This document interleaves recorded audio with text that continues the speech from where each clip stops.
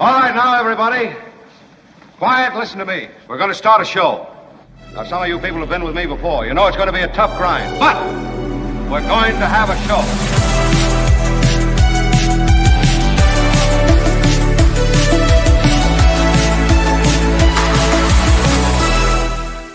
Hello, all. Thank you. Thank you. You're a little late on that smattering, but it's a pleasure to be here.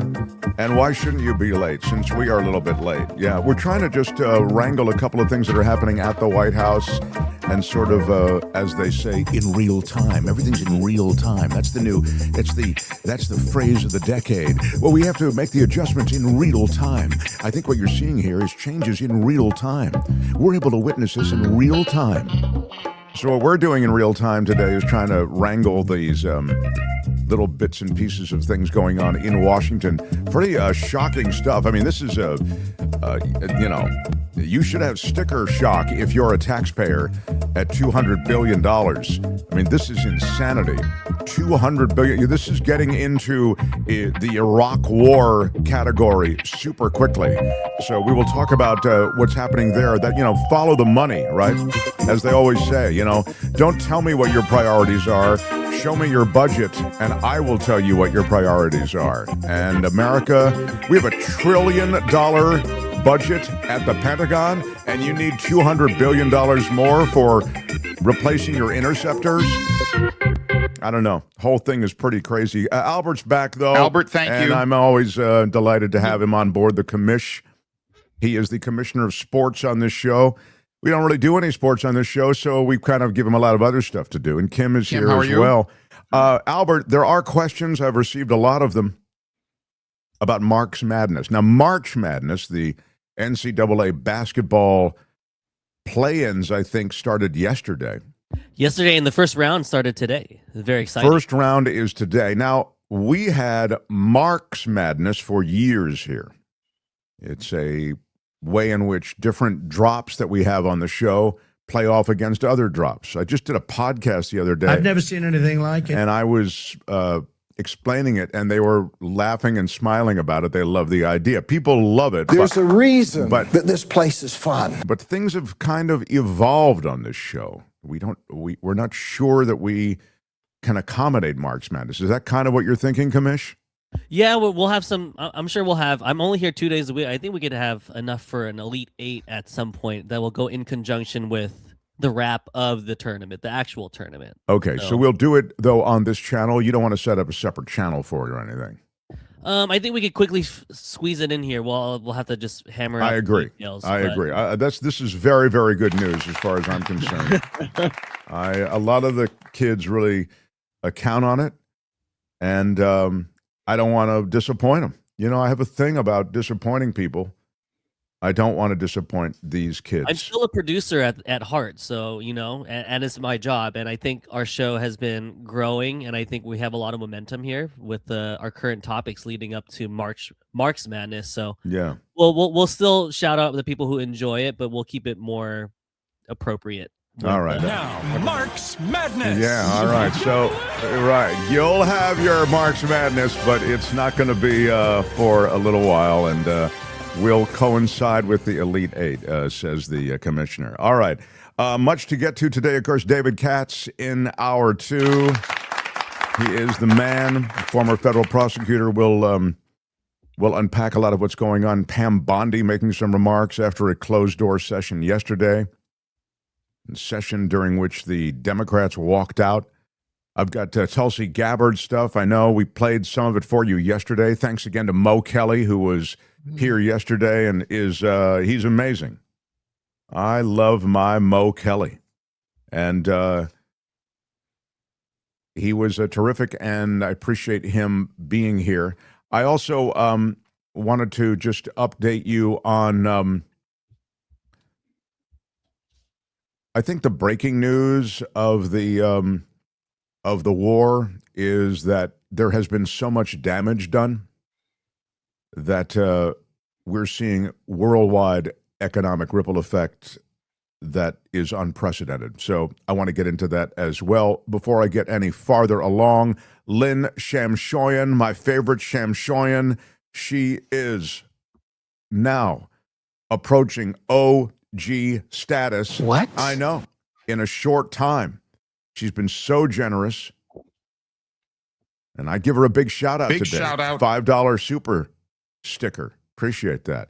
And then my favorite McAllister in the crew, too. Lucy McAllister. Big shout out to Lucy. Big shout out. Again, Kim's name is McAllister also, which is an eerie coincidence. Spelled differently, but yes. Yes. This is so ridiculous. It is. It is starting to feel that. All right. We have, anyway, we have live super chats and super stickers. Please feel free to comment at will in real time, and we'll integrate as best we can. So, bravo. The Mark Thompson Show. I was mentioning, I think the huge story is the way that the Iranian retaliations on Gulf energy sites are causing a surge in oil prices internationally. You've got Iran hitting a Saudi refinery on the Red Sea, Qatari LNG facilities, and 2 Kuwaiti oil refineries now are on fire. International gas and oil prices are way up. Brent crude is up more than 60% since the start of the war. And what was happening initially, I mean, again, this is a war without a plan, a war that was never sold, a war that was never pitched to the American people. Now they want more money. But you see this, U.S. and California gas prices soaring after the Iran strikes. This must be from a California media outlet. California, of course, pays way more than the rest of the nation because of their blend of fuel and because of environmental requirements. But everybody's going to be paying a lot more, and because there'll be more paid at the pump, you're going to have an inflationary ripple effect all through the economy, right? Because as diesel fuel prices, particularly because those trucks run on diesel, as those diesel prices rise, you have the rising cost of transport. And so for trucking, and I mean, this is all easily figured, but it's a mess. And Trump doesn't really know how to get out of it. And I'll get to the other effects of it, meaning the diplomatic and geopolitical effects of it. I mean, you saw that the Belgian prime minister is now talking about normalizing relations with Russia. I mean, in other words, that which seemed inconceivable, there's this massive pushback on Russia after the unabashed, wanton attack on Ukraine. You had a solidarity among the EU nations that is now starting to actually break up, potentially. You've got, again, the Belgian prime minister saying, now we're thinking about maybe normalizing relations with Russia. Why? Because they need Russia's oil. Europe is very much dependent on this oil that has been affected. And the world market and the world oil market, as you know, is unified in this way. So even American oil, we always talk about the fact that we're, net exporters. Of course, I always talk about that on this show, the fact that we don't reap any benefit for this drill baby drill crap. I've been talking about this for years. This drill baby drill crap is crap because you as Americans don't gain any benefit from drill baby drill.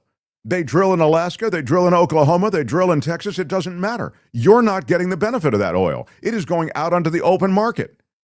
The world oil market is one big thing, and it's fed by all of these different oil-producing countries. And as a result, the idea somehow that you can interrupt the flow of oil this way and not have worldwide repercussions is lunacy. So I get it. We're net exporters, but we're still huge players with buy-in in the world of oil, meaning we too will be affected. We're not affected like Europe. It is true. but affected we still will be. And of course, as I mentioned to you a couple of days ago, to me, it's wild. We were talking about it, David K. Johnson and I were talking about this a couple of days ago, right? The Russians get tariff relief. The Russians who were sanctioned, essentially, so they're getting sanction relief. It's completely taken off. Why? Because the world needs their oil now. So America, Trump, took off sanctions on Russia and Russian oil. So now there's a flow of revenue into Russia that is unprecedented in a short time. It's a net huge, huge win for Russia. Russia does so well through all of this. So again, we'll talk more about this, but Putin is dancing. It is a tremendous win. America is embroiled in this ridiculous war of choice. No way out. The stench from it extends across the world. An embattled president doesn't really know how to get out of it. Of course, he couldn't find his butt with both hands to begin with, and now he's just making these pronouncements. I'll play one of them for you in a second. And with vital oil supplies hit and oil production facilities hit, you now have an escalation of the war. So this was, make no mistake, hitting the refineries, and the LNG production facilities, that is an escalation. And the Iranians are doing it in retaliation. So as the Americans, as we ratchet up the escalation ladder, they do as well. And now the Pentagon wants $200 billion more. I'll get to that in a moment. Albert, tell me what we have next. I have a wrap package on the war, or what do I have? Yeah, I have a wrap package for you. All right, let's take a look. Here you go. But let's start with the escalating conflict in the Middle East. Energy prices, as Kelly mentioned, are spiking. And this is after Israel struck Iran's vast South Pars natural gas field. And now Iran is retaliating across the region. Meanwhile, Defense Secretary Pete Hegseth says the U.S. is on track in Iran, but would not say specifically when the conflict could end. In a press briefing just a short time ago, he was asked about the Pentagon requesting $200 billion for the war. As far as $200 billion, I think that number could move. Obviously, it takes money to kill bad guys. So we're going back to Congress and our folks there to ensure that we're properly funded for what's been done, for what we may have to do in the future, ensure that our ammunition everything's refilled, and not just refilled, but above and beyond. Yeah. You have $1 trillion. $1 trillion. Imagine. It's over the top, crazy.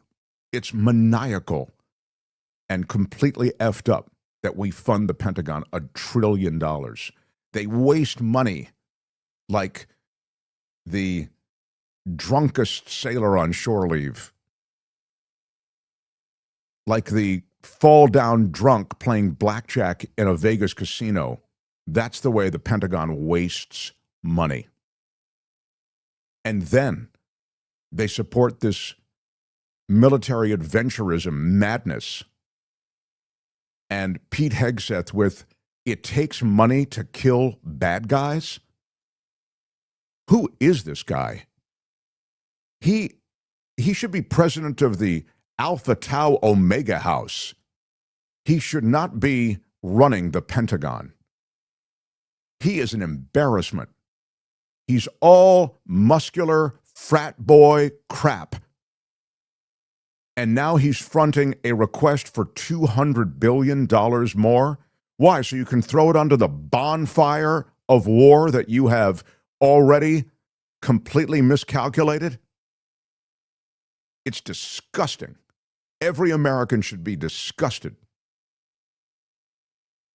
$200 billion. This is why while you cut SNAP programs and Medicaid. This is outrageous. the richest country in the world turns its back on those who are the neediest in the society, on education, on all the crises that affect us domestically, on infrastructure. But money for the war, money for the military, we've got it. And believe me, the defense contractors build in a lot of fat because they know that all of these Congress people, all of these senators are right on board because they drop a little bit of the magic defense contractor dust, a little bit of that magic dust in every one of the 50 states. Everybody has a little piece of the action. We can't help the people who need it the most in this country, says Hilo Karen, but we can go to another country and destroy it for an unbelievably obscene amount of money. Exactly. And this is an act of folly because this is going to not work out well. The cost of the war in Iran is outweighing the budget of several government agencies in the U.S. on this graph that we're showing. NASA gets $24.5 billion. Iran war is second, $11.3 billion so far. Is that right? That seems low, actually. Centers for Disease Control gets 9.2. EPA gets 8.8. National Science Foundation gets 8.75. National Cancer Institute 7.4. I mean, I would quibble with some of those numbers, but still, they tell you a lot of about where we are, right? I mean, I think better numbers are, look at the discretionary expenditure, and Pentagon outpaces everything. It's insane. But to me, this is a manifest folly that's going on. And it's going on in such a way that it will likely create problems in the region for us that are not easy to get out of. In fact, the Friday of this week is the end of 3 weeks of attacks, and Trump was being asked about, how long is this going to go on? And for him, it was sort of a one and done. I can end it anytime I want. We've already pretty much taken care of it. Here he is in the White House, though, being asked about troops and sending Americans to fight. Mr. President, do you intend to lift sanctions on Iranian oil, and do you intend to potentially put U.S. troops or more troops in the region? No, I'm not putting troops anywhere. If I were, I certainly wouldn't tell you, but I'm not putting troops, and we will do whatever is necessary to keep the price as low. I actually thought when I did this, look, the Dow just hit 50,000 a couple of weeks ago. They said that couldn't happen for 4 years. It wouldn't happen in my term. It's such an outrageous thing because I said it would happen. I didn't know it was going to happen that fast, but it just hit 50,000, and we did that in 1 year, not 4. S&P had just hit 7,000. They said that was even more impossible than the Dow hitting 50, and we did that in 1 year. So it's all done. Everything was going great. The economy was great. Oil prices were very low. Gasoline was dropping to, we had $1.99, $1.85. We had great everything.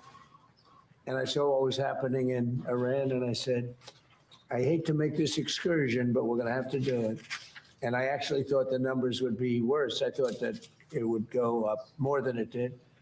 But yeah, and what he's doing there is basically waxing poetic about a time past, because the Dow is dropping like a stone from its heights of 50,000, the 50,000 that Bondi was bragging about and couldn't stop talking about. The Dow has shattered 50,000. Yeah, but not anymore.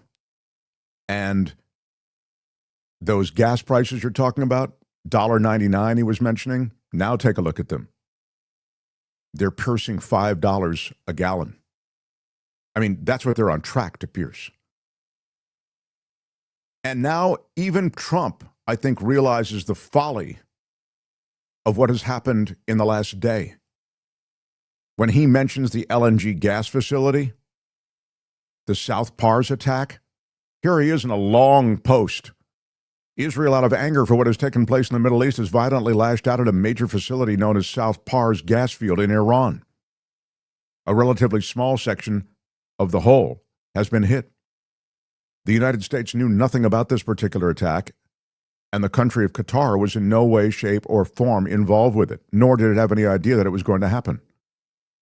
Already, what is he saying? He's saying, I didn't know anything about this. I don't know that guy. Remember, this is a Trump default mechanism. And he's saying, guys, this is a communication to Iran. These retaliatory strikes are too heavy-handed. We didn't know about this. This is the Israelis who did that. And here he continues. Unfortunately, Iran did not know this or any of the pertinent facts pertaining to the South Pars attack, and unjustifiably and unfairly attacked a portion of Qatar's LNG gas facility. In capital letters now, no more attacks will be made by Israel pertaining to this extremely important and valuable South Pars field unless Iran unwisely decides to attack a very innocent, in this case, Qatar. Again, he's communicating, don't attack Qatar, their innocence in all of this. In which instance, he continues, the United States of America, with or without the help or consent of Israel, will massively blow up the entirety of the South Pars gas field at an amount of strength and power that Iran has never seen or witnessed before. I do not want to authorize this level of violence and destruction because of the long-term implications that it will have on the future of Iran, but if Qatar's LNG is again attacked, I will not hesitate to do so. Thank you for your attention in this matter. So what you have here is escalation, right? There has been escalation, and now he's saying, if you escalate further, if you retaliate essentially further, that was the Israelis, it wasn't us, but we're going to be dealing with you in a stern way. This is what he says. There is voter regret from MAGA. The young MAGA bros and broettes are turning. Play me cut 8. First off, if you would please. That's cut 7, but either's fine. But this is okay, thank you. This is cut 8. This is a bro who is regretting things. I just want to say to everyone out there that I am sincerely sorry for ever having voted for Donald Trump, given this war that's going on and everything else in our country. I mean, this is just a bridge too far. He's going to war on feelings and instincts, which really means that he's just winging it. He has no idea what he's doing, what he's talking about. And now we have a ground war starting in Iran. This is going to be Iraq 2.0, and we're just doing it on behalf of the Israeli government. They've been wanting this probably since the 1980s, I'd imagine. So it's just too much. And I'm sorry to everyone out there that I ever voted for this guy. Okay, thank you. And by the way, he's doing it all by the seat of his pants, dude. You didn't get that? The whole goddamn thing is by the seat of his pants. Oh, you're just figuring just the war is by the seat of his pants? What, do you look at anything else he's doing? Everything he's doing is like, he put in Tulsi Gabbard, Pete Hegseth, who he saw on TV on Fox Weekend as a co-host. He put in Jeanine Pirro. She's also on Fox. He puts in a bunch of functionaries, people he used to play golf with. The guy doing the administration's bidding in terms of these negotiations, both in Iran and Russia, it's his golfing buddy, Steve Witkoff. He doesn't have any diplomatic experience. He doesn't know the history of the region. He doesn't have the institutional cultural knowledge to even deal with these things.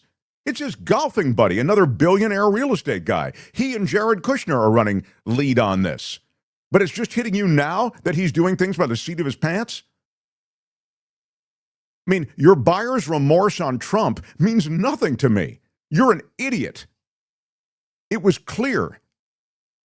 This guy is all about self-enrichment and corruption. He doesn't care about government. He's never administered anything. He's never managed anything. His charity was barred from doing business in New York. His university was declared a fraud, and they had to pay $25 million on a legal judgment. And now you're just saying, oh, I think he's really got no idea at all on this war. He's got no idea on government. The tariffs, insanely inflationary, and just a chance for him to shake down different nations, nation by nation. And that's exactly what's happened. Smack-talking Mexico, smack-talking Canada, smack-talking NATO, and now we go back to NATO begging them for help to keep the strait open. It's pathetic. And you get a call into talk radio saying, I regret now that I voted for Trump because it's clear he doesn't know what he's doing with this war. He doesn't know what he's doing with this war. He doesn't know what he's doing with anything in government. He's never had an hour of public service before you voted in him. You voted him in to run everything in the world. And that's what he wants to do. Take over Venezuela. Cuba's next. Bomb Iran. It's an outrage. I have no sympathy for you Trump bros. None. Play me cut 6. Not everybody's planning to vote for Republicans in the midterms who supported Trump. Let's take a listen to one more woman who we spoke with. If you could say something to President Trump and he was going to hear you right now, what would it be? You are a worthless pile of And you voted for him how many times? 3 times. That was my bad. Apparently, I'm an idiot. Not everybody's planning. You know what, ma'am? I'm sorry to agree with you, but you are. You are. I mean, I get it. To be part of a movement, populist, guy talks smack, doesn't take any crap.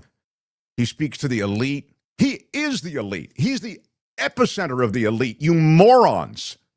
Look at his cabinet. It's a billionaire's boys club. What is wrong? How could you look at Trump and think that he's an advocate for you? He cuts the programs you depend on. Dude, if he were a billionaire, even a little corrupt, but had his act together, I'd be okay. Well, you know, the guy's corrupt. I'd call him out the way I used to call Biden out on stuff. I'm not looking to attack Trump. But by now, get the effing memo. And, of course, the real embarrassment is all the people around him who are so busy kissing his ass that they will lie on his behalf. An entire party, the GOP, will lie on his behalf just to keep the train rolling. Play me some Tulsi Gabbard. And this is outrageous. Tulsi Gabbard, who sold her soul long ago, if she ever had it. Here she is in front of the Oversight Committee. Play me cut 2, talking to John Ossoff, who is a hero of the Democratic Party, the senator from Georgia. So the assessment of the intelligence community is that Iran's nuclear enrichment program was obliterated by last summer's airstrikes. Yes. In the opening statement you submitted to the committee last night also stated, quote, there has been no effort since then to try to rebuild their enrichment capability, end quote, correct? That's right. And that's the assessment of the intelligence community. Yes. The White House stated on March 1st of this year that this war was launched and was, quote, a military campaign to eliminate the imminent nuclear threat posed by the Iranian regime, end quote. That's a statement from the White House. Quote, the imminent nuclear threat posed by the Iranian regime. Was it the assessment of the intelligence community that there was an imminent nuclear threat posed by the Iranian regime? The intelligence community assessed that Iran maintained the intention to rebuild and to continue to grow their nuclear enrichment capability. Was it the assessment of the intelligence community that there was a, quote, imminent nuclear threat posed by the Iranian regime, yes or no? Senator, the only person who can determine what is and is not an imminent threat is the president. False. And This he is the made that worldwide. This is the determination. worldwide threats hearing where you present to Congress national intelligence, timely, objective, and independent of political considerations. You've stated today that the intelligence community's assessment is that Iran's nuclear enrichment program was obliterated and that, quote, there had been no efforts since then to try to rebuild their enrichment capability. Was it the intelligence community's assessment that nevertheless, despite this obliteration, there was a, quote, imminent nuclear threat posed by the Iranian regime? Yes or no? It is not the intelligence community's responsibility to determine what is and is not an imminent threat. Okay. That is up to Here's the the president problem. based on a volume No, of it is information precisely that he receives. it is precisely your responsibility to determine what constitutes a threat to the United States. This is the worldwide threats hearing, where, as you noted in your opening testimony, quote, you represent the IC's assessment of threats. You are here to represent the IC's assessment of threats. That's a quote from your own opening statement. And so my question is, as you're here to present the IC's assessment of threats, was it the assessment of the intelligence community that, as the White House claimed on March 1st, there was a, quote, imminent nuclear threat posed by the Iranian regime? Yes or no? Once again, Senator, the intelligence community has provided the inputs that make up this annual threat assessment. You won't answer the It is question. the nature of the imminent threat that the president has to make that determination based on a collection and volume You're here of to be information and timely. intelligence that he is You're here- provided with. You're here.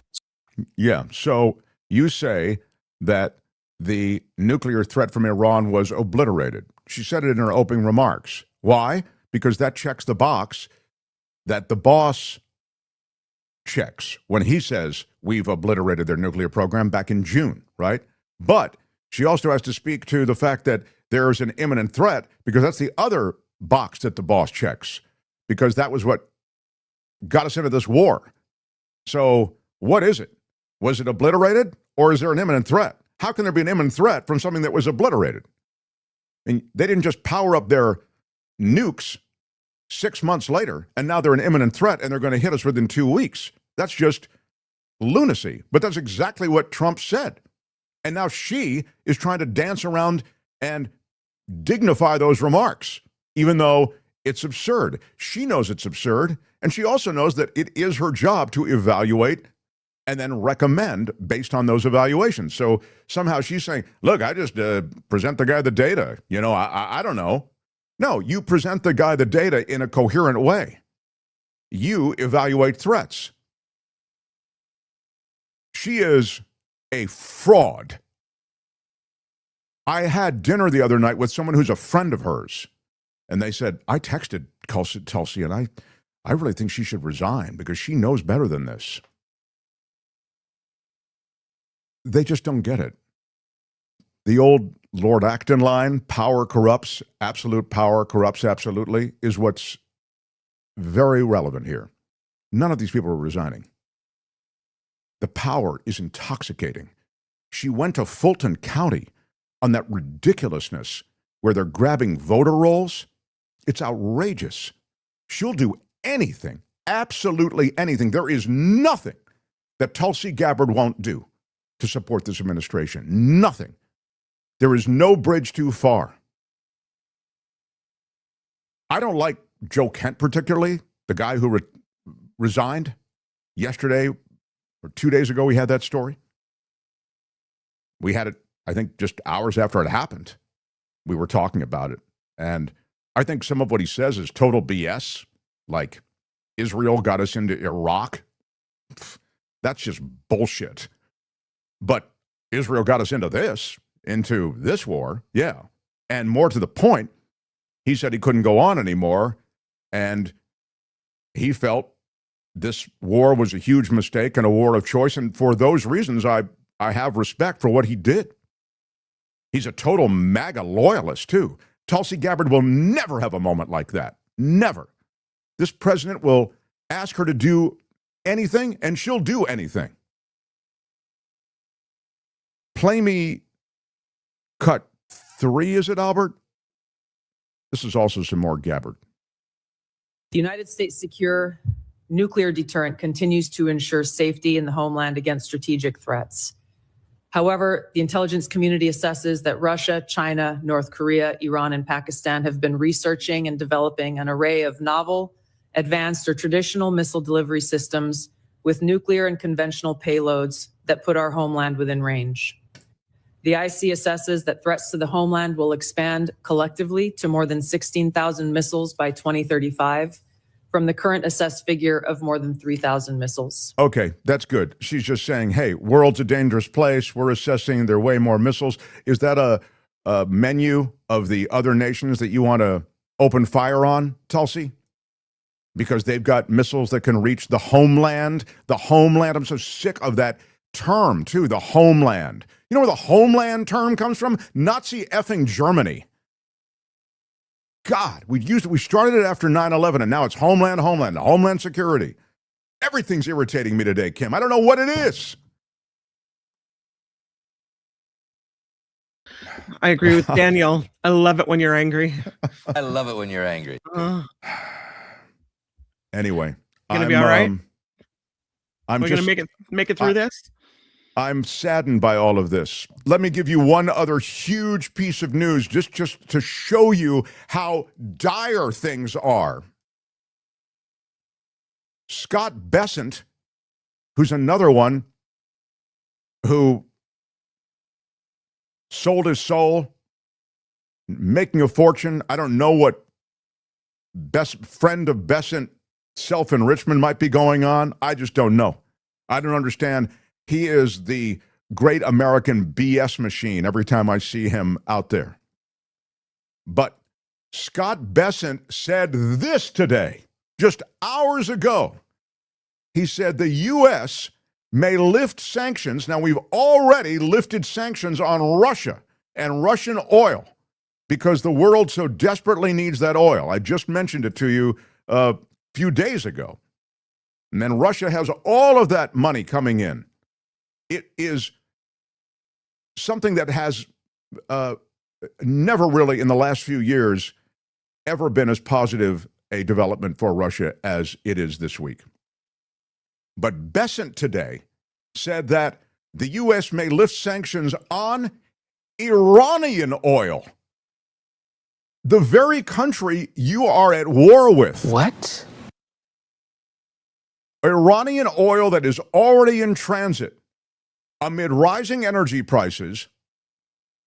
Bessent saying to Fox Business that about 140 million barrels of oil would be freed up by this move. Quote, that's about 10 days to 2 weeks of supply that the Iranians had been pushing out that would have all gone to China.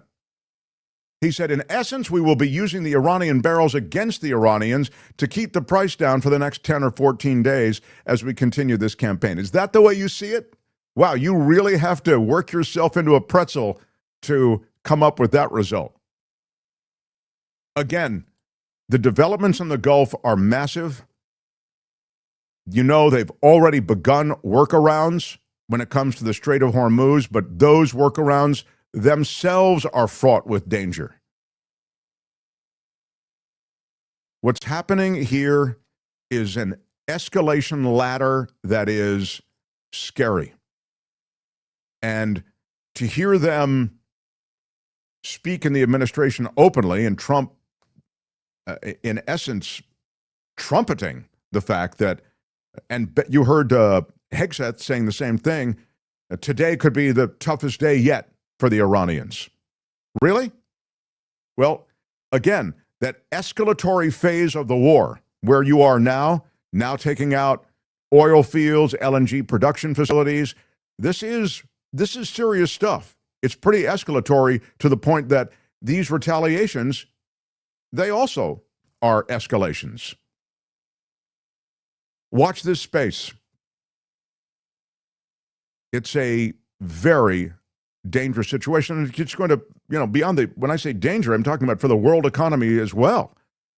I mean, the effects on the world economy will be massive, and we're not bailing out anytime soon. We're not recovering from this anytime soon. There's an ecological disaster. As China doesn't get any kind of energy, they're just going to burn coal. And the excursion that Donald Trump talks about is now going to be an open-ended commitment that America has. And once again, $200 billion is what the Pentagon wants. If there's time after David Katz, I'll give you the piece from the Eurasia group I was reading that suggests that the whole region will never be the same, ever. It's not just the global economy, but the region itself, the Middle East, which was entering into a different place. It will never be the same. Don't sugarcoat it, says Richard Delamater. We're in a nosedive, people. The $2 super chat. Thank you for that, Richard. And now, your comments. I guess we're doing comments. I didn't know that. Glenn B., a little bit at a time from Brisbane, Queensland. Thank you for the $2 Aussie contribution, sir. Big shout out. I know everyone thinks the extra money we pay for clean air fuel is a lot, but we do have some clean air over here on the West Coast. So Jennifer Fields, you're right. Sometimes in the midst of it all, and people crap on California because of the libs and because of, the whatever. I mean, there are a lot of regulations. There are a bunch of environmental regulations, but wow. At the end of it all, what do you have? If you can't drink the water and you can't breathe the air, you don't have life. Gas per gallon this morning, premium because my husband is a freak. $6.19 a gallon, says Noe Marie Clarity. The $5, she still had money left over to give us a $5 super chat. Thank you for that. This is so ridiculous. Yeah. $6.95 diesel the other day. Afraid to look now, says Deb Mark. Yeah, Deb Mark's in again. That diesel goes right into trucks that are the transport arteries, and it's getting more expensive. Super sticker from Gene D. Big shout out. Thank you. Appreciate that for a $4 super sticker. Always appreciate a little help. That was a great screed. Rant on, says Harry Magnet. Big shout out. Thank you, Harry. And a super sticker from Elise in Zario. Elise in Zario. Look at you, Elise. Big shout out. Thank you. $5 super sticker. Appreciate that. More Coachella Valley Espresso stat, says Russ. Yeah, I do need a little hit. And then I want to get to David Katz. Katz he always puts me in a good head.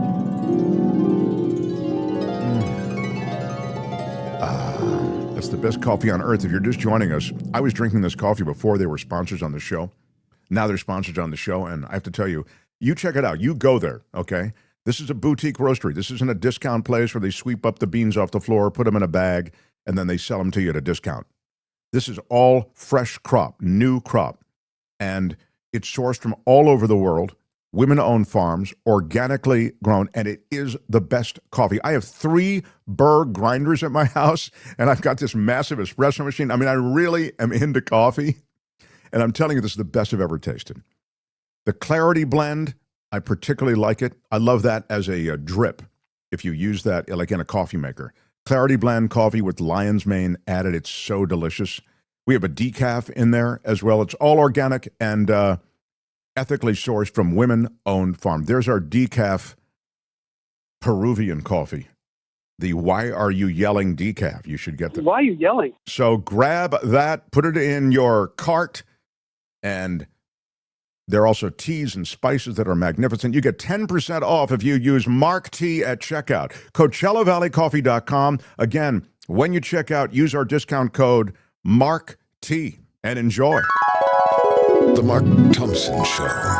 I want to get to our pals at Suite 106. I'll do that after Katz, don't you think, Albert and Kim? I think I got to get to Katz. Yes. Yeah. Right. Albert, thank you. All right. This guy is I think he's the best legal analyst in the English-speaking world.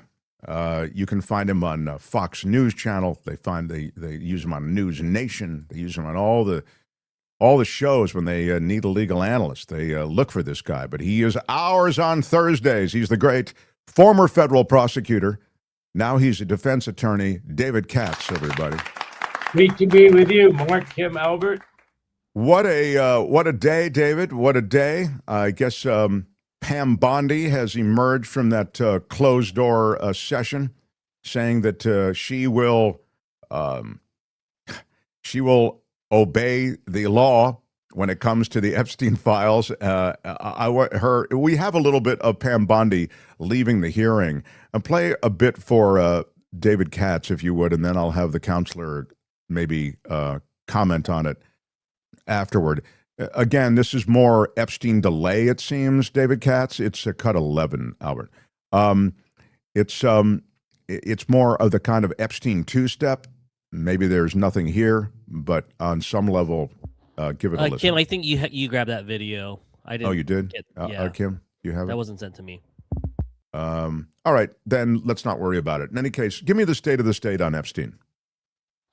Well, I mean, obviously, they're trying to get all of the documents, and this has been really pulling teeth. Everyone suspects that it's because they're so incriminating of Trump. He appears so many times. And there was the huge flap a couple of weeks ago when there were three 302s, which is when the FBI interviews somebody and they don't have a tape recording or a video, but they have very meticulous notes. It was a note, each one of them, of the interview of this young, she's a girl who at the time she's 13 or 14 years old. She says that Trump forced sex on her, that she pushed him away, she ran out, but she describes in great detail what he did. And those three were suppressed, Mark. They just weren't turned over with the rest of the documents. The way that they were found is because some nincompoop over there hadn't edited or redacted the index. And so it showed up on the index that there were 50 pages of three memos of this girl. And they were not, the memos themselves were not there, just the index showing that they ought to be there, and they ought to be about 50 pages long. Now they finally have been released. So on top of all of the stuff that looks like it's been held back politically to help Trump, to help Trump's friends, to try to, if there was anything on some Democrats, to be sure to release that. Then on top of that, they've been incredibly sloppy, as people know. And so some of the nude pictures of young women and girls were actually released, as well as a whole bunch of names. And I think something like their birth dates, which is, of course, terrible, because that's the way you could track down who they really are and keep ruining their lives even further. So it's been a complete fiasco. And it was so unpopular that they be held back, that they be suppressed, that I think only one person dissented in the entire Senate and House. And then Trump was under so much pressure, they would have overridden a veto. He didn't veto, he signed it. But it looks like it was pretty tepid among a lot of the Republicans.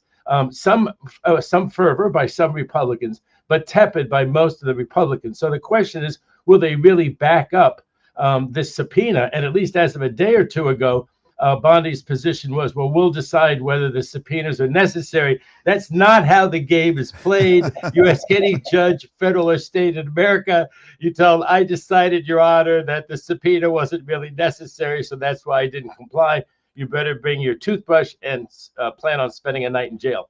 Well, here she is. Here's that Bondi piece talking about it and how, boy, it's hard to go through all of these documents and redact everything you need to. Here she is, Pam Bondi. Will you commit to complying with that subpoena and appearing for a closed-door deposition? I made it crystal clear I will follow the law. Under the Epstein Transparency Act, we had 30 days to redact and release, under the law that was passed, 3 million documents. If you stack those up, that's the height of the Eiffel Tower. No other administration, under the Biden administration, they released 0 documents. So we did our very best to comply with the law. And of course, we don't want any victim to be further victimized. And that's why we had 500 attorneys with the criminal division, with the national security division, with the FBI working around the clock to do the best we could. I think it was less than 1% error. Hey, how's it going? Hi. Yeah, so I love how she says under the Biden administration, they didn't release any. We've released all of these. You only released them after you were legislatively compelled to. Prior to that, you completely stonewalled it in every way imaginable. Go ahead, David. Well, it was such double talk like what you just played there.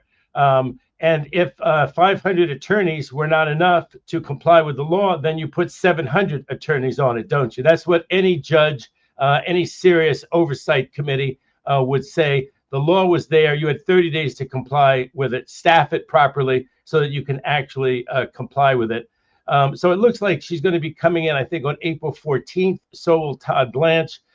They'll be under some pressure to turn over more documents and more records about it.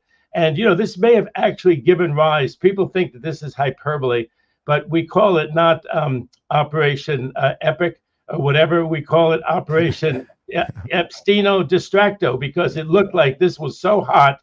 Trump's going around. I mean, I know this is such a low opinion of him, but how can you have any other opinion of him based on the facts?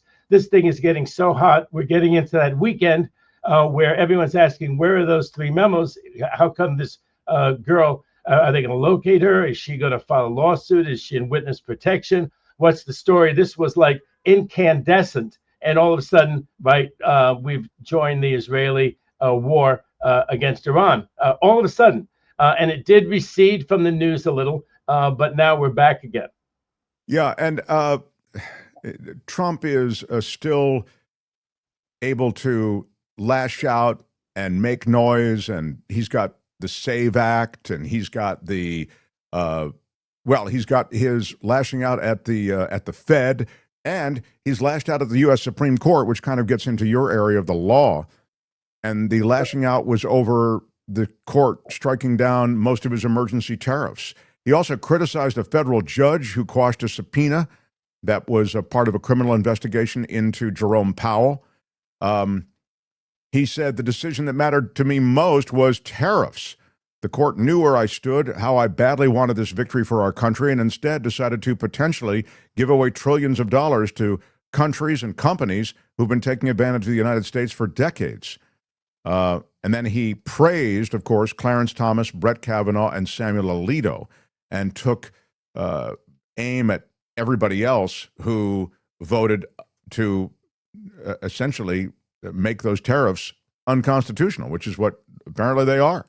The Democrats on the court always stick together no matter how strong a case is put before them. There's just rarely even a minor waiver, but Republicans do not do this. They openly disrespect the presidents who nominate them to the highest position in the land. So speak to this, speak to him lashing out, and then speak to John Roberts, who was saying that, lashing out at judges and talking smack about and to judges is kind of a dangerous business.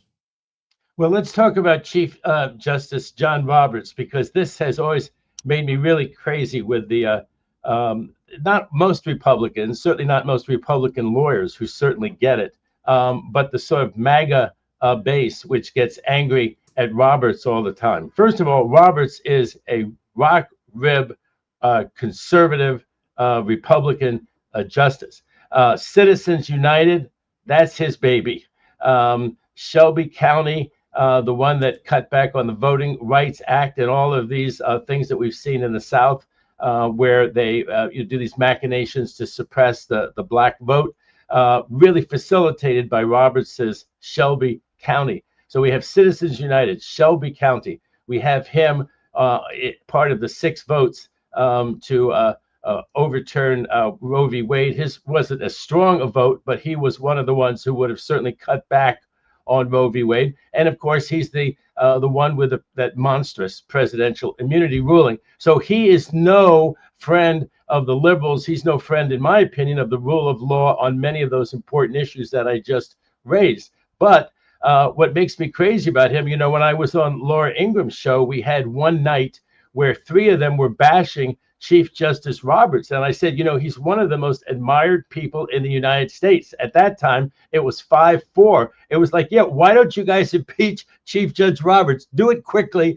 in the hope that you only have 4 votes on the U.S. Supreme Court. The idea that they really don't like him and that he should go is just shows how, just overdriving their ambitions are, the far right wing. That they think that Roberts is someone who should go from the Supreme Court. The only point that he was making there, Mark, in the don't bash the judges, is that threats on judges have reached the point that it's really become almost an unsustainable situation. Now, I don't think that, I think the reason it's sustainable is because there's very good protection for the judges.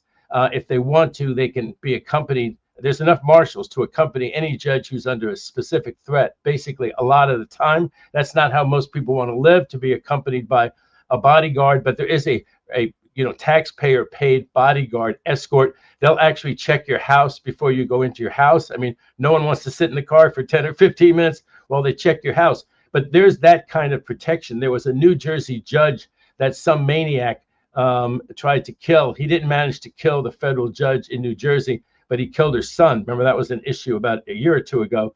And then there was the Kavanaugh issue. Somebody, I think also with serious mental problems, was near Kavanaugh's house, armed in some way. He never did shoot at Kavanaugh's house. He never got that close to Kavanaugh's house. But the right wing did grab that one, and they increased the budget to protect judges. So I think on that score, the judges are okay, but they shouldn't have to live, and this is what Chief Justice Roberts was saying, under this menace, under these threats that are coming from Trump.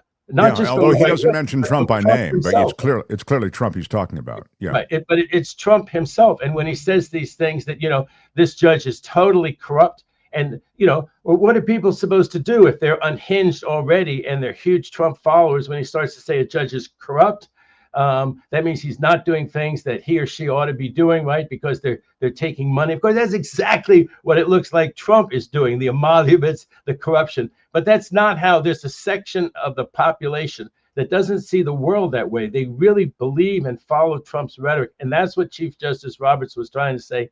It's scary already, and it must stop. Well, that's at the Supreme Court level. You get all that protection. It's a little tougher on down the way. Here is him talking about John Roberts in interview a couple days ago. Go ahead. How do you handle criticism of your court or your opinions today?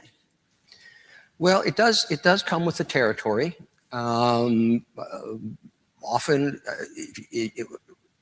when any of us issue an opinion, there's often a dissent. Usually not, but I mean, most opinions, or more opinions than anything else, are unanimous, and that's pretty. You get used to the criticism right away, and it can very much be healthy. We don't believe that we're flawless in any way, and it's important that our decisions are subjected to scrutiny, and they are.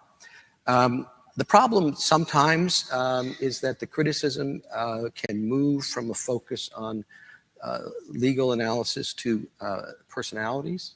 And you see from all over, I mean, not just any one political perspective on it, that it's more directed in a personal way, and that, frankly, can be actually quite dangerous.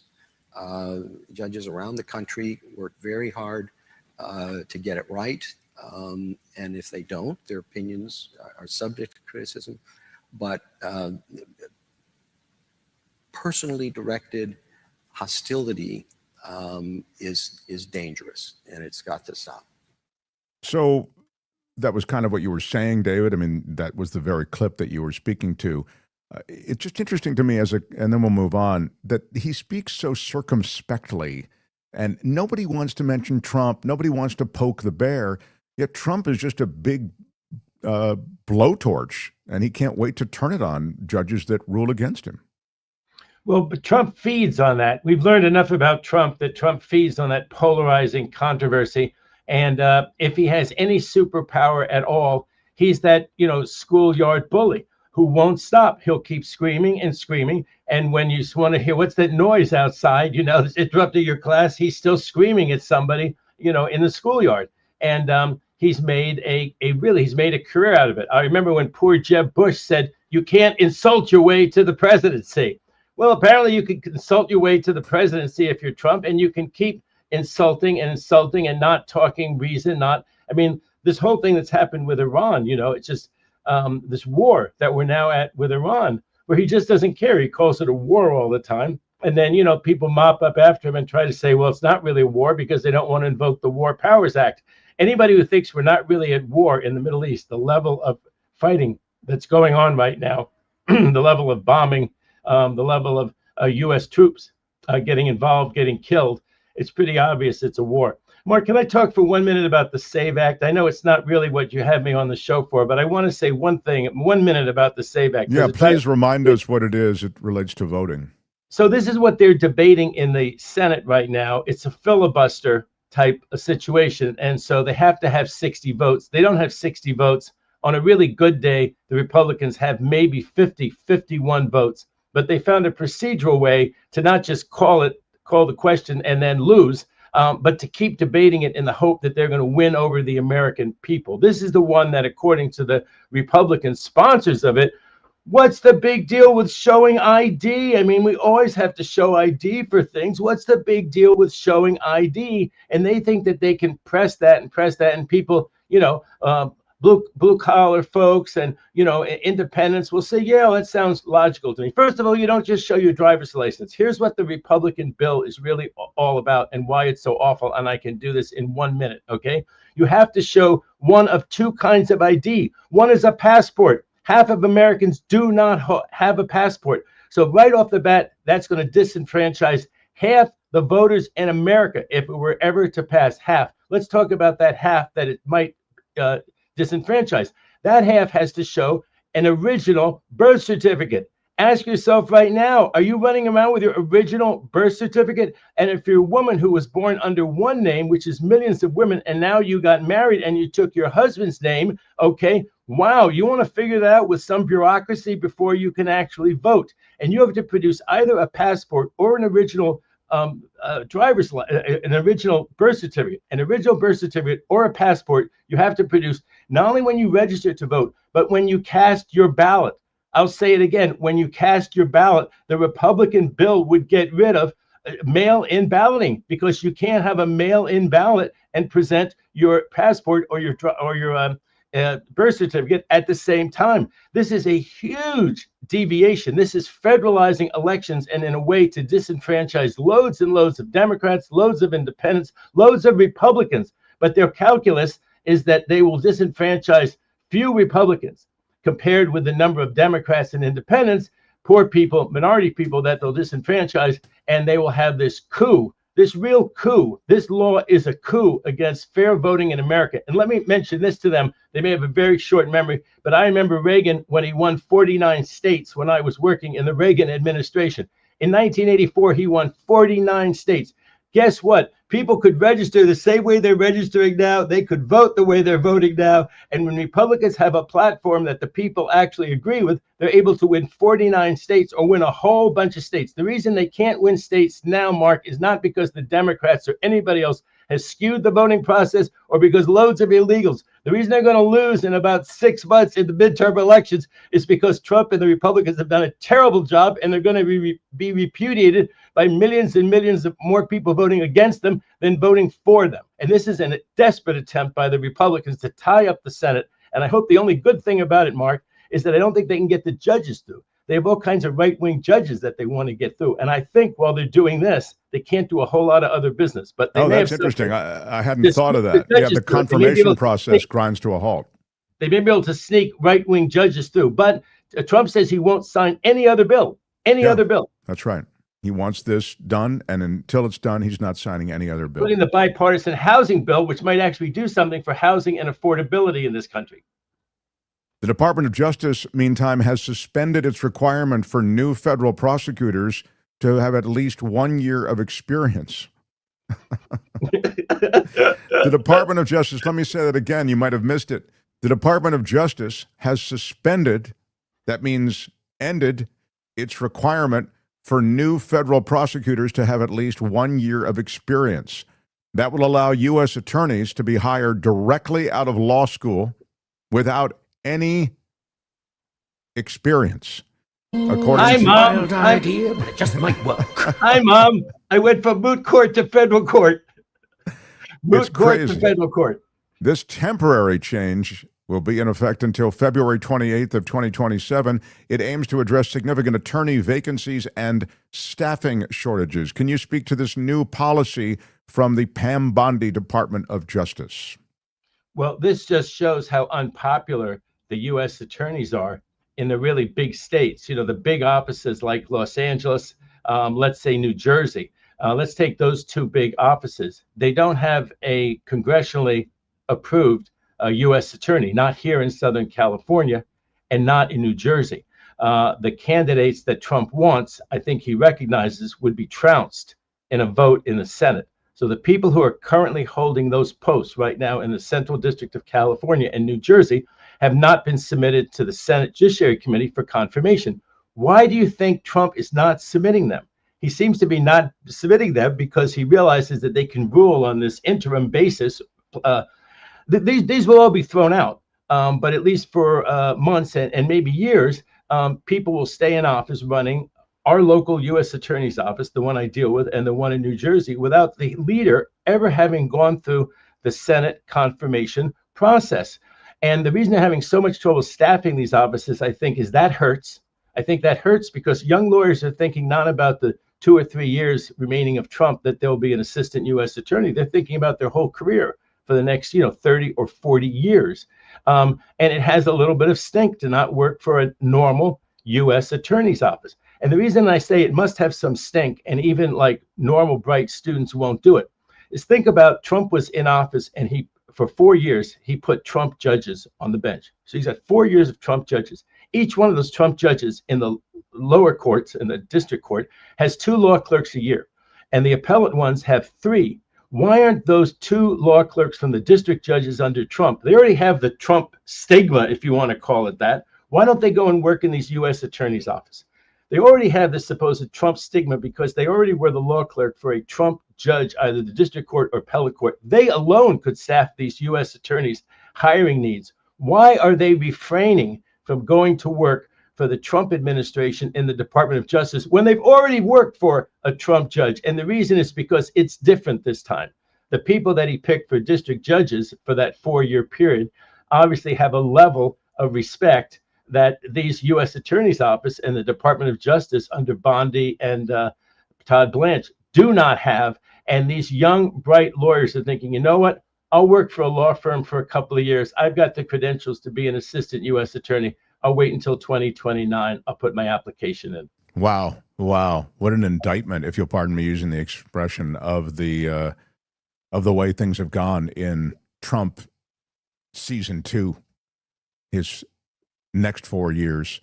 An immigration judge has ended the asylum claims of Liam Conejo Ramos and his family, according to their Minneapolis lawyers. 5-year-old, remember the little boy from Columbia Heights? He got a lot of attention. He was detained along with his father. He was the one with that cute, hat. Attorney Danielle Molliver says that the firm is appealing the decision that's handed down by U.S. Immigration Judge John Burns. Molliver saying an appeal could take months or years, and if the family loses the appeal, they're expected to be deported to Ecuador, their country of origin. This is a very high-profile case, again, because of that snapshot, but it's reflective of a lot of people's cases. Give me a thought about this. Well, he's that cute little kid with the bunny hat, and right.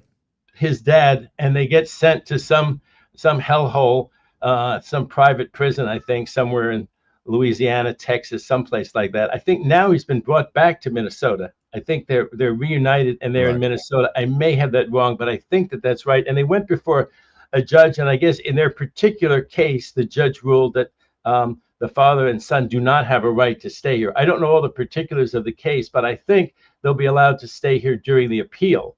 Right, exactly. That's what I was reading. Yeah. Yeah. And so, they'll appeal and we'll see. These people who act like, oh, well, if you give there's any process to these people who are in the United States allegedly without documents or without status, if you give them any kind of process, they'll stay here forever. No, they won't stay here forever. You can have an efficient immigration system with efficient immigration judges and procedures, except the Republicans won't get on board to do comprehensive immigration reform. So every case has its peculiarities.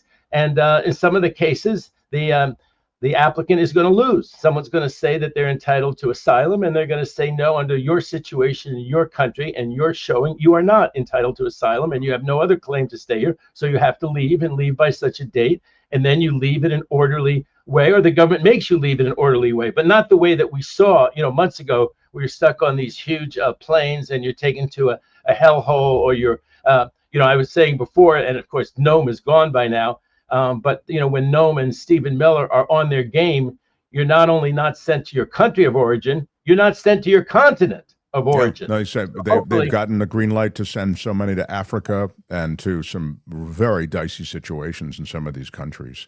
But it's interesting. Someone was asking, and again, let's be clear. I mean, I understand he's appealing it. He can stay in this country. He and his family can stay in this country during the appeal. But you understand the judge's decision was against him. It was to remove his asylum. Okay, so that's a bad thing. I mean, if you're rooting for this little kid in the hat. To the point, someone said in the chat, if he didn't have the little hat that he was wearing, he might not even be receiving the kind of national attention that puts him perhaps at a better chance of maybe getting asylum on appeal. Is that true? I mean, do you think that the public opinion and his notoriety probably did or continues to influence maybe how this case is ultimately disposed of? Well, sure. I think public opinion is awfully important. I mean, why would these huge corporations and celebrities spend all of this money on PR if PR didn't matter? So, of course, the public's perception of a situation matters, but it's not going to keep this fellow and his cute little kid in this country if they have no legal basis to be here. And I think that, the Republicans' knock on the Biden administration was that they sort of didn't care about the law and they thought everybody ought to stay here. I don't agree with that. But certainly my perspective is that if you don't have a right to be here under the law, there should be enough enforcement officers to make sure that in an orderly, legal, constitutional way, you're heard, that your case is decided, and if you lose, then you have to leave or be removed. And now to the Supreme Court. They will hear arguments over the Trump administration's push to end legal protections for people fleeing war and natural disaster from countries around the world, including Haiti and Syria. Justices refusing to immediately lift the protections for thousands of these people who are in this country, so they're able to live and work in the U.S. legally for now, but they will hear the case next month. Again, they've sided with Trump and the Trump administration on the issue before, and they've allowed the end of similar legal protections for a total of 600,000 people from Venezuela while the lawsuits play out. All of them are exposed to potential deportation, and this may be the case for Haiti and those people in Syria. There are about 350,000 people from Haiti, 6,000 people from Syria. I think that the legal issue is going to turn pretty much, Mark, on who gets to decide and what the standard of review is for the decision that normalcy or something close to normalcy, a non-emergency situation has occurred in those countries. They were allowed to come here en masse, not on an individualized basis, but en masse because of political situations in those countries. A dictator was in power who was systematically oppressing people, and they were within those people that were systematically being oppressed. There was huge natural disasters, and the natural disaster was going to go on for a year or two. So now Trump has come along and been very unsympathetic about it, and his State Department has been very unsympathetic about it and said, no, the natural disaster has now subsided in this particular country. The war has really come to the point where it's not dangerous to the massive people that were allowed to come here in that other country, or there's been a regime change or something. I mean, has there been a regime change in Venezuela? Because, he's got supposedly got a Dulce down there wrapped around his little finger.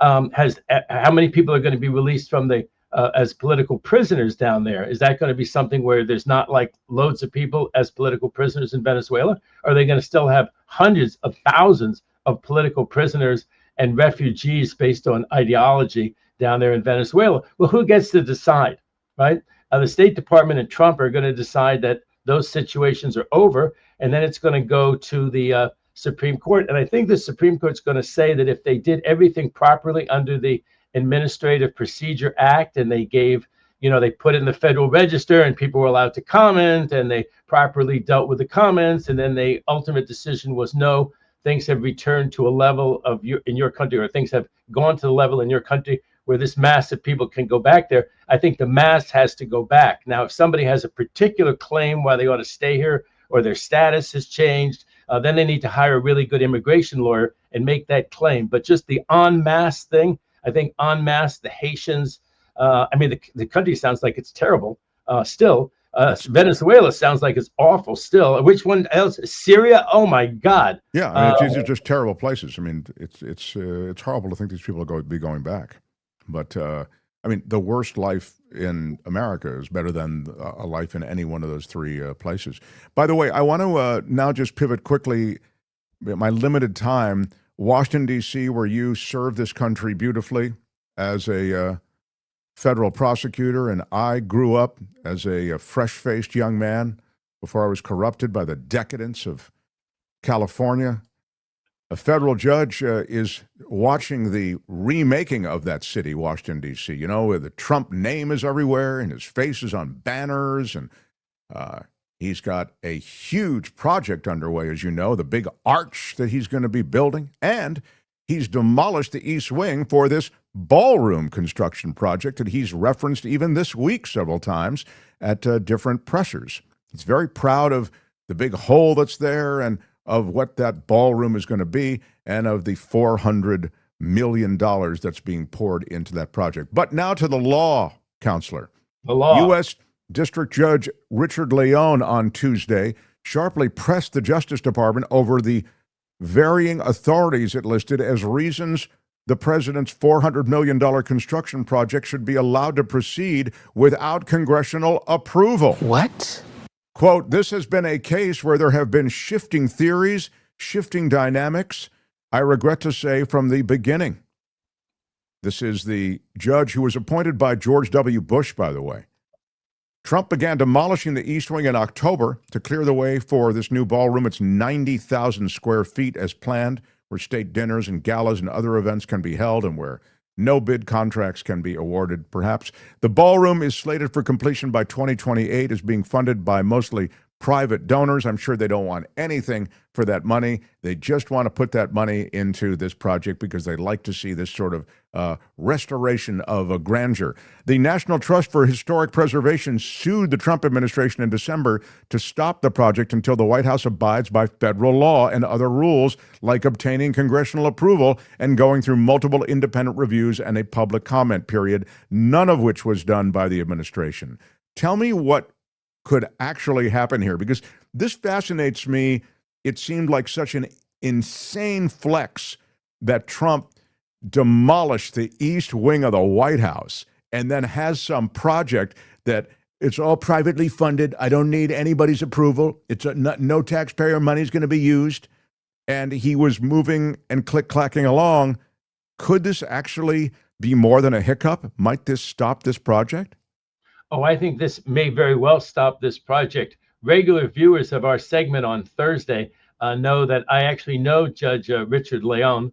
I knew him before he was a judge, and I have a very high opinion of him. Very intelligent, objective thinker. I mean, I know he was appointed by Bush, but you know, he's really a terrific judge from everything that I've seen since then. That I knew him before he was a judge. The reason he hasn't stopped this project so far is that apparently it didn't get pleaded exactly correctly, and that happens with lawsuits. You know, the judge can only rule on what's before the judge, and apparently they hadn't made the argument in a way that it supported an injunction. So he gave them what's called leave to refile, leave to file an amended complaint.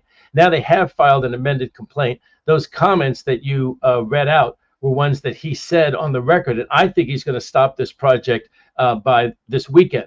By the way, you people who are voting out there, based on my Katz predictions, especially if you're making money, like on the tariff one, I don't want anything, but please give it to these organizations like the ACLU that are going around the country and really doing, somebody's in trouble for saying this, but really doing God's work.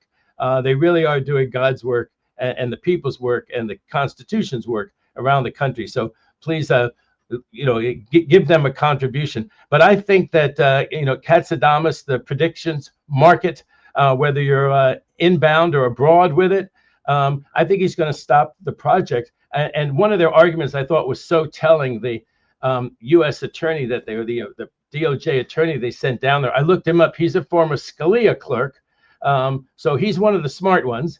He's arguing this case for Trump and the department, this former Scalia clerk. And he said, we're too long down the road for you to stop it, Your Honor.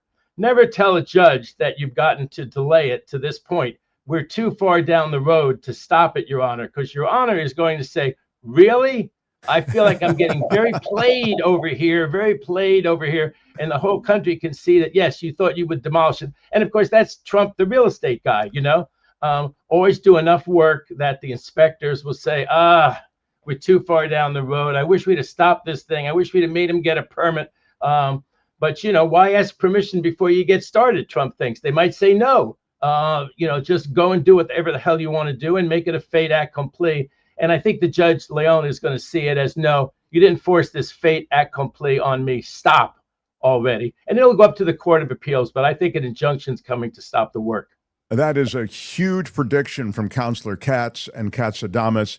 I say that because it seems as though Trump has been able to mold D.C. into his own personal vision of, Trumptopia, with his name everywhere, with his face everywhere, and his pressure campaign against D.C. leadership is well documented. So this is a real check on presidential power as it's expressed quite perhaps superficially, but there's more going on than just the superficial. I love that might happen. I think it's a big decision for those reasons. If the ballroom construction is stopped, will the East Wing be rebuilt? Asks Nullifidian. I don't know that. That's beyond Counselor Katz's. Well, let me say this. When there's a restoration, there's a restoration. They just threw away $172 billion on ICE. They're throwing away now $200 billion, is it, on this war of choice of Trump's, okay? When the Democrats retake power, yes, we could certainly spend some money rebuilding the East Wing. Yeah, it's not going to be $172 billion, but we can spend some money doing all those kinds of things. You go over and you think this atrocity, this monstrosity, yes, we're going to set this right. That's what a restoration of civil liberties and choice is really all about. Well, you're always a voice of optimism, and I appreciate that. And we'll have a lot of rebuilding to do. I guess that'll just be on the punch list, honestly, if the Democrats return to power. I appreciate you always. I trust Katz, says Spencer Jaffe. Yeah, you've got a lot of trust, a lot of fans. We love you on Thursdays. We'll watch for you across American and British and Australian media as you continue. The great David Katz. Thanks for being here, my friend. My pleasure to be with you. See you next week. All right. So long. The Mark Thompson Show. I love my cats. I have to get a big hunk of David Katz every week, and I did. The other thing I love is Sweet 106 bakery stuff. Oh, my God. These are our partner sponsors, and I know many of you might just be looking in for the first time. I want you to check these people out. First of all, it's a small business. We only take small businesses on this show if we take any at all. And a spoonful of Sweet 106 will help your mood, says Sandy in RWC, probably Redwood City, California. Mark T is your key to get 15% off anything at Sweet 106. And the thing about sweet106bakery.com is the layered cupcake concept. They'll come to you in these containers, and they now have mini containers. So you get the normal size is 3.5 cupcakes. It is divine. And you can put it in the microwave for just a second and give it a little pop. Christy, we did that with the cinnamon bun one. Yeah. Oh my God. Oh my so good. God. Yeah, exactly. And I think you'll be hooked because the rest of us are. So check them out, sweet106bakery.com. You got yours, did you not, Albert? You got, I think you got one, right? Yeah, of course. And it didn't last very long. Yeah, it's got Oh my God. I know, it's terrific. I recommend it. I think you will be very happy with sweet106bakery.com. Use our discount code MarkT. You'll get 15% off. If it's just you, maybe get the minis. If it's you and somebody else, maybe get the normal size. There are flavors to delight anyone in your house. And Holly Hinman has the right idea. Holly Hinman says, I ordered the spring bundle. I can't wait to try all 4 flavors. Yeah, the spring bundle may be the best value, too. And that's the thing about it is they have these seasonal flavors and they sell out fast. So, you think you can wait and then you go back and they're gone and that's the next thing has popped up. So if you want to try that orange chiffon and the chocolate mocha featuring the Coachella Valley coffee, And these flavors won't be around forever. So jump Oh, I on there love and the grab one them. that they've done with the Coachella Valley coffee too. It's So chocolate good. mocha. It's called chocolate mocha. It's All right, just Sweet the right 106. amount of coffee. Oh, it's perfect. Sweet106bakery.com. Use our discount code MarkT. Sweet106bakery.com. Ladies and gentlemen, I'm Shadow Stevens. This is the Mark Thompson Show. Give it to yourself. Right on, everybody. Let's check And now, your your comments. comments. Quickly, gas is $4.99 in Florida, says Western Florida. If it hits $4.80, it will be an all-time record. It's never been above that, ever. Wow. Well, it is. If $4.99 is what it is in Florida, then it's already above $4.80, isn't it, Wes? Mm-hmm. Is that your point? I'm sorry. Okay. Yeah. So excuse me, because he says if it hits $4.80, I'm thinking, wait a minute. If it's $4.99, I think that's above $4.80. I mean, I'm not a math guy. Wes I don't issued like his to own math. correction. Look at that. He said I meant $3.99. So I it's see. All right, $3.99 now. Thank you. I didn't If quite it hits understand. $4.80, that's Okay. funny. It's so funny how much cheaper it is there because I just paid $5.80 yesterday. Yeah, well, California, it's much more expensive because of the blends, as described, and some of the taxes. We're going to need that $200 billion to help pay Iran reparations. Exactly. This is the real thing we do, right? Ren, thank you for the $5 super chat, where you open fire on a country, and then you're having to commit taxpayer dollars to build it back, so they have a better infrastructure than we do at the end of it all. You know. And so it goes. I've never seen anything like it. Thank you, Mark. Your rage mirrors my rage today. Yeah, thank you very much for that, Pamela Kirby. $19, and I Big shout appreciate it. out. I'll throw it into the support fund. The Last Angry Manny with a $2 super chat. shout out. Why does oil sound like oh hell? Yeah, exactly. What does liquid natural gas sound like? Because that's part of it too. It is energy of all sorts that's being affected. I need a harp to play every time I drink my coffee, says Hago. Here, we'll drink together, and you can use my harp. I'm happy to share my harp. Oh, yeah. That's Coachella Valley Coffee. There, CoachellaValleyCoffee.com. Use Mark T. You'll get 10% off. Very cool. My wife Sandy and I, says Maestro Daryl. Maestro Daryl. How cool. My wife Sandy and I are listening from Venice. Are you kidding? What? I love that. Venice. I presume you mean Venice, Italy. Yeah. Venice, California is not quite as glamorous. My wife Sandy and I are listening from Venice. Only English updates that we could get. Trump sounds just as pathetic in Italy as back home. Sadly, it's a pathetic state of affairs. But molto bene. Big shout out to you. Wow. Molto bene. Venice. Wow. What a great time of year to be there. Because during the summer, it kind of gets hot and it smells a little stinky at times. It does? Yeah, because everything gets hotter and there's it's on water and there's stuff there and, Yeah. it can be stinky. I shouldn't. Like a fishy, stinky smell? Like all kinds of fish and like stuff that's been sitting there in water for too long. Sure. But I mean, don't get me wrong, it's transcendently gorgeous and it's like almost like a Disneyland now. Feels like when you go to Venice. This was a few years ago when I went. It was as though it was built for tourists. There's almost nothing there that looks to me like a business of any kind. Like you can't, jump into a Walmart there. I mean, you can't jump into a or any kind of convenience store. I don't think. I mean, everything seemed like it's a boutique this, it's a boutique that, selling glass, selling little trinkets, selling, all kinds of Italian fineries. It's magnificent. Vilma Devlin, she is an OG of the show. Big shout out. Big shout out. She gives us a $10 super chat and says, countries do things for their people and people pay a little more on their taxes. We're going to spend a huge amount on the military without requiring an audit, and the people get nothing. That is exactly right. We don't even audit the part of the government that takes the most money from us. $1 trillion. It is an embarrassment. It is a shame that we throw so much money into the bonfire that is the Defense Department.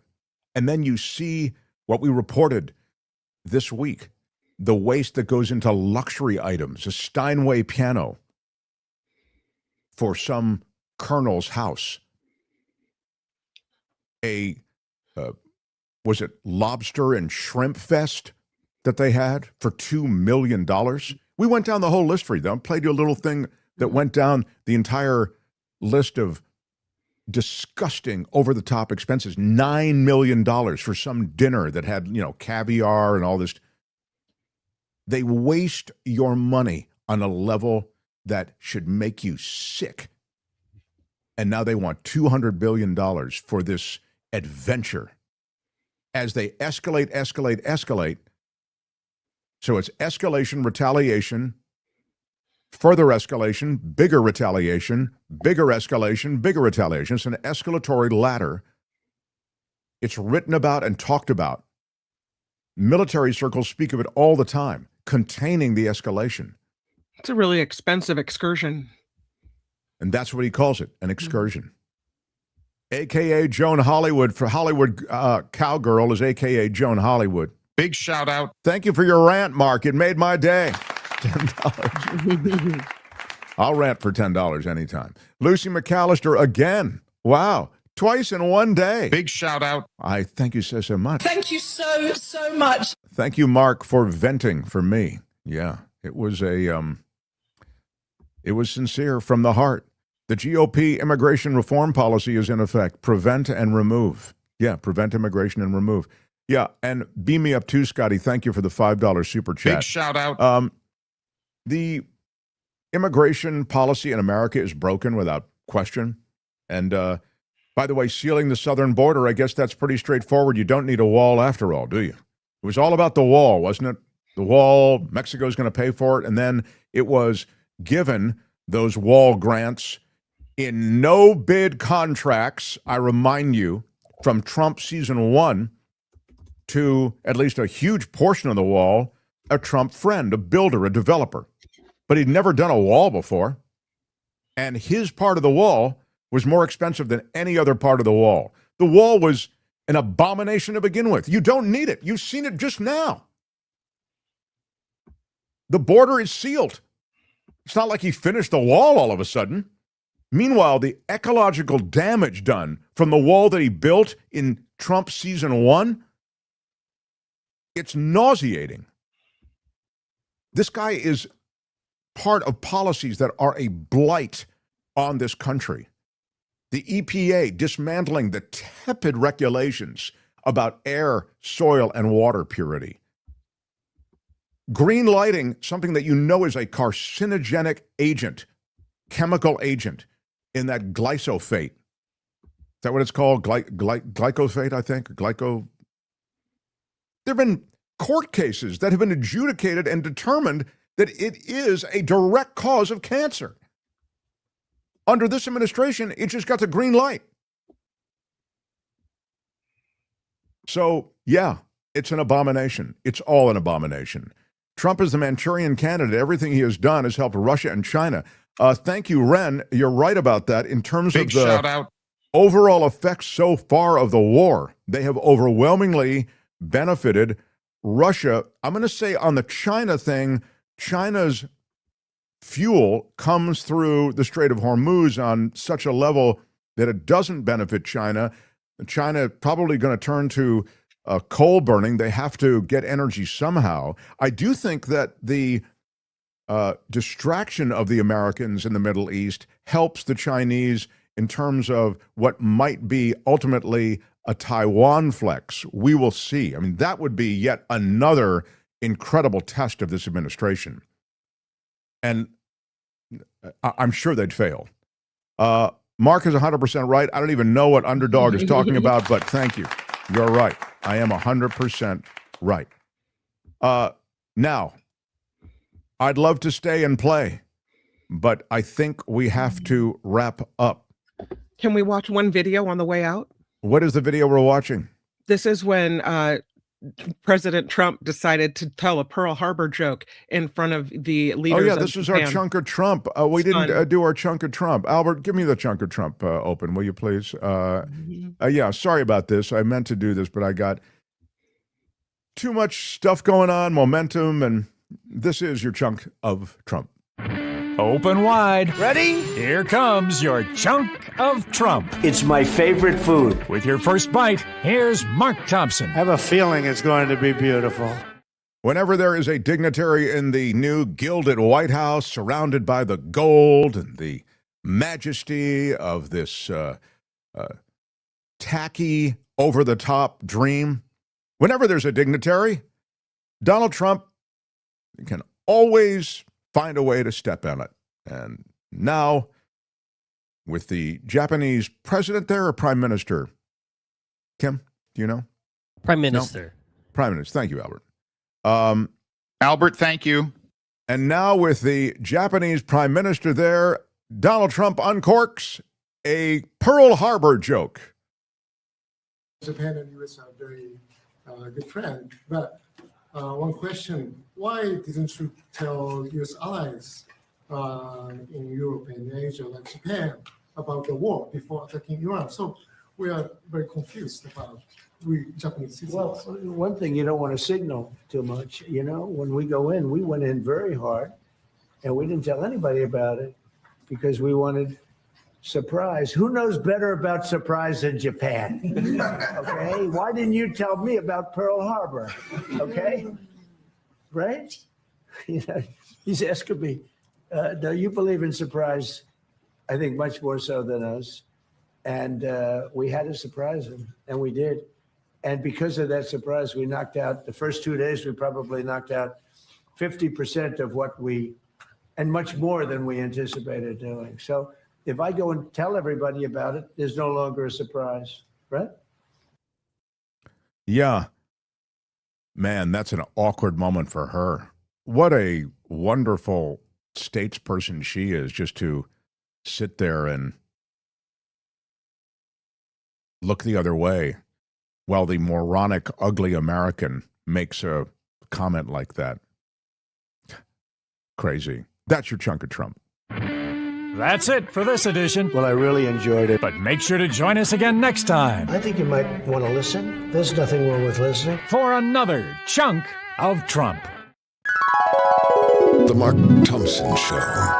It is not time. You are not dismissed, says Ren. I will linger for a moment, Ren, to tell you about Zelmans.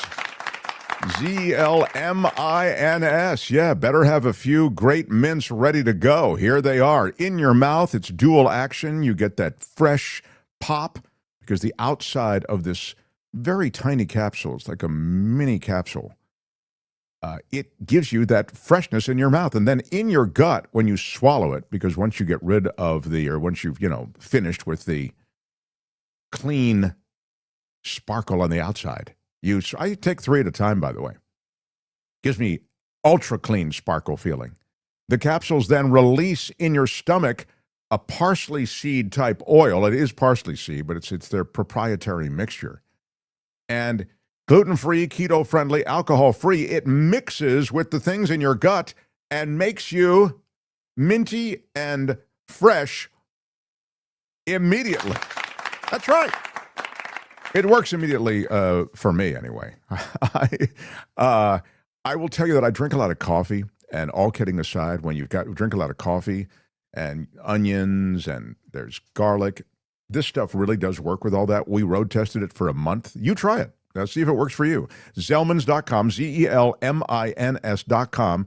Use our discount code MARKT. You'll get 15% off. We take it at night to fight morning breath. Again, it's the contents of the capsule that works with what's inside your stomach to neutralize those odors that come up and give you bad breath.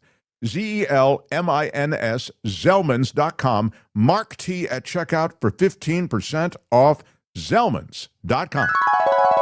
The Mark Thompson Show. I could stay all day. Actually, Albert, I really could. I enjoy it. And we have places to go. Kim has her show, the after party. And